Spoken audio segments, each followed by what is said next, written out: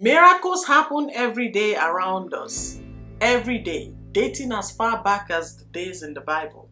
The sick was healed, the dead arose, and the barren conceived.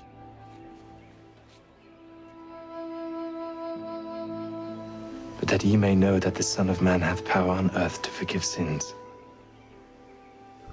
I say unto thee, arise, and take up thy bed, and go thy way into thine house.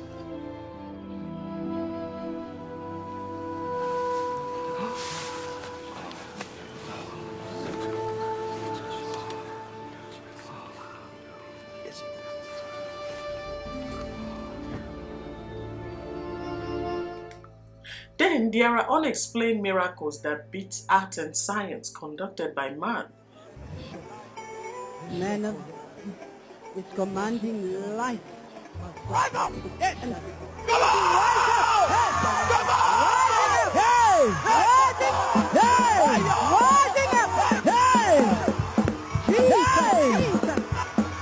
A priest or prophet that we can't explain or understand.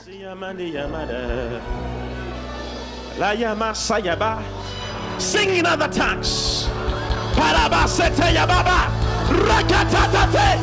Ribo sayanos.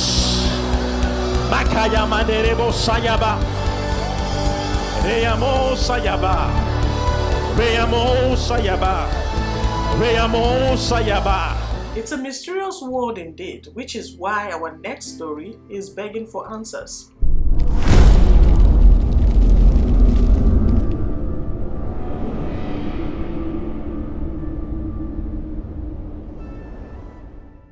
On July 23rd of 2018, a family lost their son called Bilay after he suffered an illness. He was young and his passing was very painful to everyone who knew him. He was buried quickly as tradition demands. The following day, a local prophet called Mr. first went to the bereaved family and told them the story of Lazarus in the Bible, who, according to the New Testament, was brought back to life by Jesus. He convinced them that after a lengthy prayer, God ministered to him to wake up their dead son who was buried days ago. He told them that if they had faith and believed in God, that great things can happen. Now the mourning family was desperate and wanted nothing more than seeing their son back to life despite being in the ground for days. After all, if God did it for Lazarus, he can do it for their son Belay.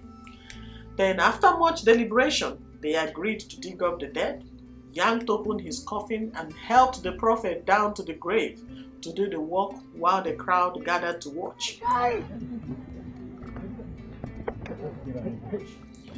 The prophet began by yelling at the corpse and called out his name to rise up immediately, as you can see in the video, but the dead didn't move.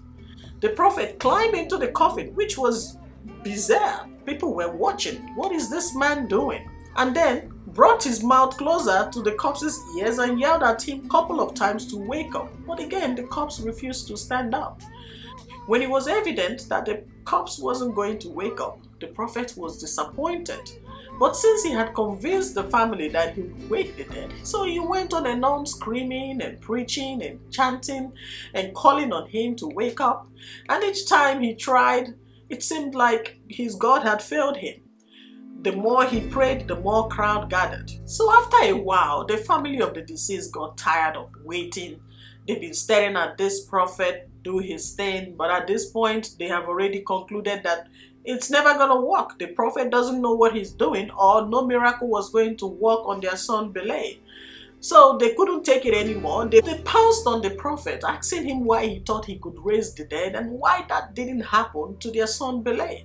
They beat him so bad. They held on to him, making sure that he doesn't run away.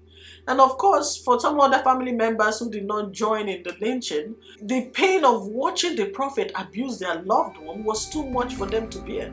They dragged the prophet, continued beating him until the police arrived and broke up the fight. The police asked them what was going on, and one of them came up and narrated that this useless man, that this good-for-nothing prophet came to them, explained to them what God did in the Bible for Lazarus, and convinced them that if they give him the opportunity, he can wake up their son who had been buried not too long ago. The police was shocked. Why would anyone agree to something so crazy? They looked at the prophet and then looked at the family. How could all of you agree to something so crazy? But then the prophet tried to explain, like a polite gentleman he was, that God ministered to him to do this, that he came here because God told him that he can wake up this dead boy. But then his family was like, this is not what you said. But the more he explained to the police, the more angrier the family got, and they also tried to hit him right in front of the police. But eventually the police whisked him away, but it didn't mean that he got off easy. Now, according to Ethiopian law, it happened in Ethiopia by the way, according to their law, abusing dead bodies is a crime. It was later revealed by the Ethiopian police commander that the prophet was a health worker by day. Some miracles are bizarre, especially if it involves a decaying body. We should be careful of what we wish for, and in this case, what we wish to be returned to us. That's it for today's story, folks. Please like and subscribe to my channel so that you can get more updates from me. I tell dark, strange, and mysterious stories from Nigeria and beyond. Thank you for watching and have yourself a good day.